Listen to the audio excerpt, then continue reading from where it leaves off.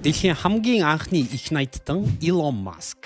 Гэхдээ түүний хэлж байгаагаар мөнгөний 90 үе дуусч байна. 2026 оны 6 дугаар сард Elon Musk дэлхийн хамгийн анхны trillionaire буюу 1 их найд долларын хөрөнгөтэй хүн гэсэн. Гэхдээ хамгийн гайхалтай зүйл нь их найд долларын хөрөнгөтэй болсон хүн өөрөө мөнгөний 90 үе удахгүй дуусах болно гэж хэллээ. Түүний хэлснээр ирээдүйн жинхэнэ мөнгө бол доллар биш харин ватт буюу цахилгаан эрчим хүч байх юм. Дэлхийн хамгийн баян хүн яагаад мөнгөний 90 үе дуусч байна гэж хэлж байгаа талаар хачирхалтай зөрчлийг өнөөдөр би тайлбарлая. Хамгийн түрүүнд Elon Musk яаж их найдтан болсон бэ? Хоёр зүйл байна. Нэгт түүний сансрын компани болох SpaceX олон нийтэд хувьцаагаа гаргасан. Хувьцааг ширхгийг нь $135 үнэлж, компанийг бараг 177 их найд доллараар үнэлсэн. Elon Musk энэ компанид 43% эзэмшдэг бөгөөд түүний хувь дангаараа л гэхэд $760 тэрбум давсан. Үүн дээр Tesla болон бусад бизнесүүдэд нэмэх юм бол цэвэр хөрөнгөнд 1 их найд доллар давж дэлхийн хамгийн анхны их найдтан болов. Хоёрдугаарт гэвэл Tesla-гийн 1 их найдын цалингийн багц юм. Энэ нь 10 жилийн турш тодорхой зорилтыг биелүүлэх юм бол олгогдно гэж саяхан тохиролцсон. Tesla-г түүхэндээ хамгийн үнцэнтэй компани болгох. Бас 1 сая робот зарах даалгаврыг тэрээр хүлээж авсан байна. Тэр 1 сая робот гэж ярьж байгаа нь бидний саяхан видео хийсэн Tesla Optimus хүн дүрстэй робот. Тэгвэл одоо хамгийн сонирхолтой твист нь энэ. Дэлхийн хамгийн баян хүн болсон даруйда Elon Musk нэгэн сонирхолтой мэдээлэл хийсэн. Удахгүй мөнгө гэдэг зүйл утга учраа алдаж биднэрт ач холбогдолгүй болно гэж хэлсэн байна. Түүний логикоор бол хэрвээ AI болон робот хүний бүх хэрэгцээг хангаж чаддаг төвшөнд очих юм бол мөнгөний ач холбогдол эрс буур. Бид хомслын эдийн засгаас элбэг дэлбэг хангалуун эдийн засаг руу шилжнэ гэж хэлсэн. Бүх зүйл хангалттай болох үед мөнгө гэдэг зүйл хүртэл өөрөө утгаа алдаж ирнэ гэсэн үг юм. Тэгвэл түүний ярьж буй тэр ирээдүйд яг юу үлдэх вэ? Elon Musk-ийн хариулж байгаагаар бол цорын ганц үнцгний хадгалж үлдэх зүйл бол энерги. Жинхэнэ currency буюу жинхэнэ валют бол энерги байх болно гэж тэр хэлсэн. Ирээдүйн хатуу валют нь өөрөө доллар биш ватт болох болно. Түүний хэлж байгаа зүйл нь тун сонирхолтой. Elon Musk хэлэхдээ чи энергийн талаар хууль баталж чадахгүй гэж.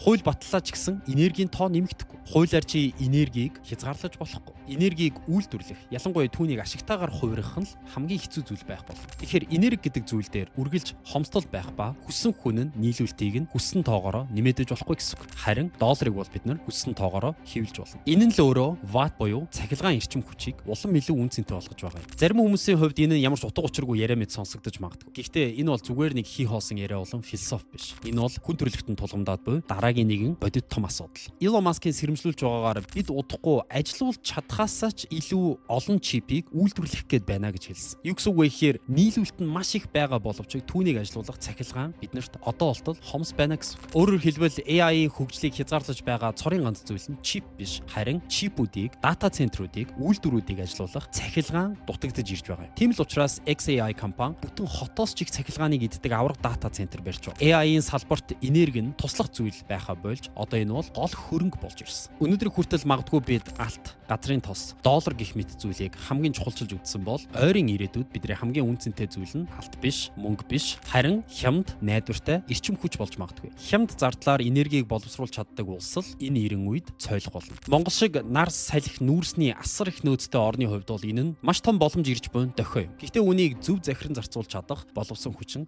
бидэнд хэрэгтэй. Ирээдүйд дата төв AI-г тэжээх эрчим хүч хаана хямд байна? Тэнд хөрөнгө, мөнгө, боломж, технологи өөрөө урсаж очих бол. За тэгвэл бүгдээрээ жоохон зум аут хийгээд яг Elon Musk-ийн хэлсэн өнцгөөс харцгаая. Анхны их найдтан буюу trillionaire гэдэг нь ерөнхийдөө бол голдуу цаасан дээр буусан тоо, итгэлцэл дээр үүссэн тоо юм. Хувьцааны үн дээр л тогтож байна гэсэн үг. Хувьцаа үн бол мэдээж энэ тоо буурхан тодорхой. Elon Musk өөрөө энийг мэдэж байгаа. Хоёрт гэвэл мөнгөний цаг үе дуусч элбэг хангалуун эдийн засаг бий болно гэдэг нь Elon Musk-ийн дараагийн дэвшүүлж буй маш сонирхолтой зөвнөлүүдийн нэг юм. Хизээ хэрхэн биелэх нь мэдээж тодорхойгүй ч гэсэн түүний харсан, ярьсан, зорьсон зүйлс ер нь биелэхгүй байж үзээгүй. Тэгэхээр энэ дээр бид нар бас анхаарлаа хандуулсан дээр баг. Гэхдээ энэ нь ойрын ирээдүйд гэлтэхгүй энерги бол жинхэнэ валют гэдэг энэ тодорхойлолт одоо ч гэсэн хэрэгжиж эхлэхээр бодит байдал руугаа шилжээд байна. Яагаад вэ гэвэл AI-ийн томоохон дата центрүүд цахилгааны өлсгөлөнд нэрвэгдээд байгаа. За тэгвэл бүгдээрээ өнөөдрийнхөө яриаг энд хүрээд дүгнэцгээе. Elon Musk дэлхийн хамгийн анхны $1 триллион хөрөнгөтэй хүн болсон. Гэхдээ яг тэр үедээ мөнгөний ирээдүй бол ватт буюу цахилгааны нэг жимаа гэж хэлсэн. AI, робот, энерги гурав нийлж байж эдийн засгийг үндсээр нь өөрчлөх болно. Энэ үед хамгийн ухаалаг хүн бол мөнгийг биш, харин энергийг ашиглаж эхлэх хүн байх ёстой. Тэгэхээр магадгүй та ирээдүйн нүүрсний уурхай, алтны уурхайг ирж хайж байгаа бол та цахилгаан гэдэг сэдвийг өөрөө биедан судлаад сонирхоод үзээрэй. Энэ мэдчлэн сонирхолтой мэдээллүүдийг бид нар энэхүү YouTube аккаунтаа өдөр болгон тогтмол тогтмол оруулж байгаа. Та subscribe хийж notification нээхээ мартуузаа. Бид мөн AI-ыг яг өөрийнхөө бодит амьдралтаа,